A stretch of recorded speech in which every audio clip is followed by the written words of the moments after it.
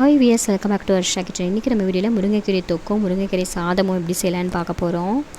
இதுக்கு ஒரு பேனில் 2 ஸ்பூன் அளவு நல்லெண்ணெய் சேர்த்துக்கிட்டு உளுந்தம்பருப்பு கடலைப்பருப்பை ஆட் பண்ணிக்கலாம். இது கூட 1 ஸ்பூன் அளவு உளுந்து சீரகம் ஆட் பண்ணி நல்லா வதக்கி எடுத்துக்கலாம். சிம்மில் வச்சு நம்ம எல்லாத்தையும் வதக்கி எடுத்துக்கலாம்.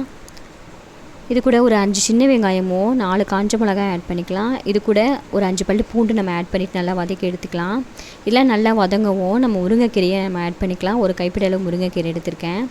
இது ரொம்பவே நம்ம ட்ரையாக வதங்கினா சிம்மில் வச்சு நம்ம வதக்கி இந்த மாதிரி பச்சை நேரத்தில் நம்ம வரா மாதிரி நல்லா வதக்கி எடுத்துக்கலாம். இது கூட கொஞ்சமாக கருப்பிலையும் புளியும் ஆட் பண்ணிவிட்டு நம்ம நல்லா வதங்கவும் ஆற வச்சு நம்ம ஒரு மிக்ஸி ஜாரில் மாற்றிக்கலாம். இது கூட தேவையான அளவு உப்பு சேர்த்துட்டு நம்ம கொஞ்சமாக தண்ணி சேர்த்து நல்லா பேஸ்ட் மாதிரி நல்லா அரைச்சி எடுத்துக்கலாம். இப்போ நம்ம முருங்கைக்கீரை பேஸ்ட் ரெடி ஆயிடுச்சு. இப்போ இதை தாளிச்சிடலாம். நம்ம ஒரு பேனில் 4 ஸ்பூன் அளவு நல்லெண்ணெய் சேர்த்துக்கலாம். இது கூட 1 ஸ்பூன் அளவு உளுந்து கடலைப்பருப்பு ஆட் பண்ணிக்கிட்டு இது கூட கொஞ்சமாக கருப்பிலை சேர்த்துட்டு நம்ம அரைச்சி வச்சுருக்க பேஸ்ட்டு நம்ம இதில் ஆட் பண்ணிக்கலாம். இதில் நம்ம லைட்டாக தண்ணி தேவைப்பட்டதுன்னா சேர்த்தா போதும், ரொம்ப தண்ணி சேர்க்க வேண்டாம். 1 ஸ்பூன் அளவு மல்லித்தூளும் 1 ஸ்பூன் அளவு மஞ்சள் தூளும் 1 ஸ்பூன் அளவு சில்லி பவுடரும் ஆட் பண்ணி நல்லா மிக்ஸ் பண்ணிக்கலாம். அதிகமான தண்ணி சேர்த்திங்கன்னா குழம்பு மாதிரி ஆகிடும். இந்த ஸ்டேஜே போதும். கொஞ்சமாக பெருங்காயத்தூள் ஆட் பண்ணிவிட்டு நல்லா மிக்ஸ் பண்ணிக்கலாம். இப்போ சூப்பரான நம்ம முருங்கைக்கீரை துவையல் ரெடி ஆயிடுச்சு. இதை நீங்கள் ஸ்டோர் பண்ணி வச்சுக்கிட்டிங்கன்னா நீங்கள் சட்னி தேவைப்பட்டதுன்னா இட்லி தோசைக்கு நீங்கள் தொட்டு சாப்பிட்டிங்கன்னா ரொம்ப டேஸ்ட்டாக இருக்கும். புளியெலாம் சேர்க்கறதுனால நம்ம கெட்டு போகாமல் நல்லாயிருக்கும்.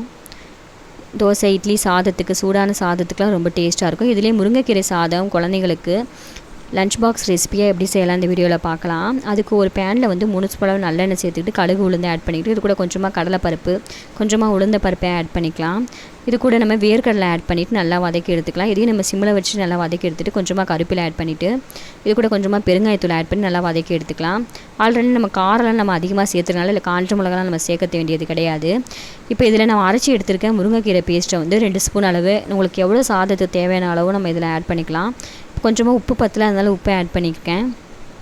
இது எல்லாத்தையும் நம்ம இப்போ எண்ணெயிலே நல்லா இந்த மாதிரி சுண்டை வதக்கி எடுத்துக்கலாம்.